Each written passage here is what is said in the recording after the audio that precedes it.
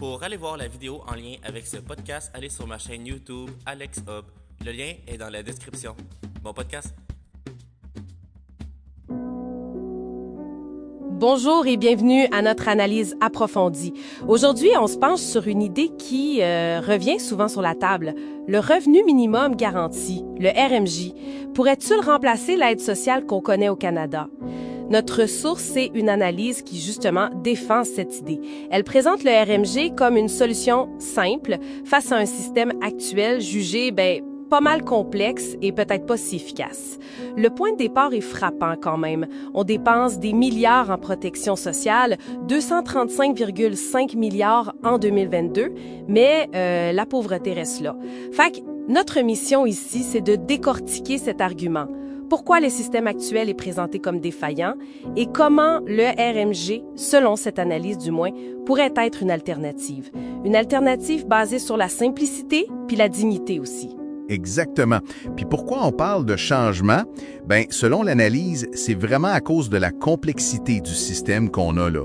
C'est décrit comme un vrai labyrinthe de programmes, tellement mêlant que, d'après les chiffres cités là, jusqu'à 35% des gens qui auraient droit à de l'aide, ils la reçoivent pas. On appelle ça le non-recours. C'est énorme, 35%. Wow, 35%! C'est énorme comme chiffre de non-recours. Oui, puis c'est pas juste une question de paperasse. Ça touche aussi à comment la pauvreté fonctionne. Pour quasiment un Canadien sur 5, la pauvreté, c'est cyclique. Ça revient, mettons, au moins une année sur 4. Et le système actuel, il semble pas capable de vraiment briser ce cycle-là. Il agit pas comme un bouclier super efficace. OK, je comprends. Ce taux de non-recours, 35%, c'est majeur. Si l'argument, c'est que la complexité elle-même est une barrière, comment le RMG, tel que présenté dans l'analyse, s'attaquerait à ça? L'idée centrale, c'est justement ça, la simplicité, radicalement simple. Le concept, c'est un versement régulier, que ce soit un chèque ou un crédit d'impôt, peu importe la forme, qui assure un revenu plancher. Puis ce montant-là viendrait remplacer une multitude de programmes sociaux qui existent déjà. Ça simplifierait drôlement les choses, j'imagine. C'est l'idée. Pour montrer que c'est techniquement possible, l'analyse rappelle la PCU, la Prestation canadienne d'urgence, pendant la pandémie. Ça a montré qu'on était capable de virer rapidement 2 000 $ par mois à des millions de personnes. Le RMG, il appliquerait un peu ce principe-là, mais de façon permanente, structurelle. Oui, mais la PCU, c'était une mesure d'urgence, temporaire. Est-ce que l'analyse s'appuie sur des expériences, disons, plus longues de revenus garantis pour appuyer son point? Oui, elle cite une expérience canadienne assez connue, même si elle date un peu, le projet Mincom. Ça s'est passé à Dauphin, au Manitoba, dans les années 70. L'analyse met de l'avant les résultats qui semblaient montrer une baisse importante de la pauvreté là-bas, genre 11,3 points de pourcentage de moins. C'est pas rien. Mincom, oui, j'en ai entendu parler. L'analyse souligne aussi l'importance qu'un RMG pourrait avoir spécifiquement pour les personnes en situation de handicap. Elles ont souvent des coûts de vie additionnels, fait que le RMG viserait à la fois à augmenter leur revenu de base, mais aussi à aider à compenser ces frais particuliers. D'accord, donc Mincom sert un peu de preuve de concept dans cette analyse, même si ça remonte aux années 70.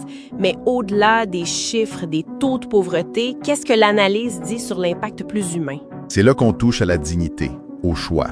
Le RMG, tel que proposé, serait inconditionnel. C'est-à-dire, pas besoin de prouver que tu le mérites, pas de jugement là-dessus. L'argument, c'est que ça redonnerait aux gens l'autonomie. L'autonomie de décider eux-mêmes comment utiliser cet argent. Ça réduirait la stigmatisation qu'on associe souvent à l'aide sociale classique. Moins de jugement, plus de confiance en quelque sorte. Exact. Puis ça pourrait aussi diminuer le stress financier. C'était d'ailleurs un des aspects que le projet pilote en Ontario, même s'il a été arrêté trop tôt, voulait étudier de près. Ça suggère un changement assez profond dans la relation entre, mettons, l'État puis le citoyen qui reçoit l'aide. Bon, parlons de la critique qui revient tout le temps. Est-ce que ça décourage le travail? Qu'est-ce que l'analyse répond à ça? L'argumentaire ici, il prend la critique puis il la renverse. Loin de décourager le travail, le RMG, d'après cette source, donnerait aux gens la sécurité financière nécessaire pour pouvoir refuser des jobs précaires, mal payés, puis plutôt chercher un travail qui correspond mieux à leurs compétences, ou même pour aller se former.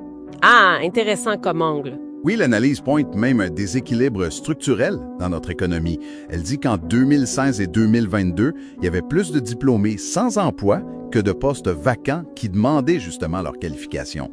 Fait que le RMG est vu comme un outil qui pourrait aider à mieux aligner les compétences puis les emplois disponibles. En plus, l'argent reçu serait en grosse partie dépensé localement. Ça stimulerait l'économie du coin. Donc, cette sécurité financière du RMG, ça permettrait aussi une forme de dignité dans le choix de son travail, si on suit la logique de l'analyse. Alors, qu'est-ce qu'on doit retenir de tout ça, de cette proposition telle qu'elle est décrite ici? Le message clé de la source, c'est pas juste une question d'argent finalement. C'est vraiment un plaidoyer pour changer de philosophie. Passer d'un système qu'on perçoit comme complexe, fragmenté, peut-être même un peu infantilisant, à un filet de sécurité qui serait beaucoup plus simple, basé sur la confiance, sur la dignité de chaque personne. Ce qui nous amène à une question plus large que cette analyse soulève, même si c'est pas dit texto. Exactement. Ce qui est fascinant ici, je trouve, c'est la question fondamentale que la source pose. Quel genre de société on veut, au fond? Est-ce qu'on préfère un système où, pour avoir de l'aide, il faut constamment prouver qu'on est dans le besoin, naviguer dans une bureaucratie lourde, ou est-ce qu'on aspire à une société qui offre un socle de sécurité de base à tout le monde? Un peu comme une police d'assurance individuelle universelle, tu sais, en faisant confiance aux citoyens pour gérer leur propre vie, leurs affaires. C'est une réflexion importante, effectivement. Oui, ça nous force à réfléchir à notre rapport collectif à l'argent, au travail, à la solidarité. C'est une discussion à poursuivre, c'est sûr.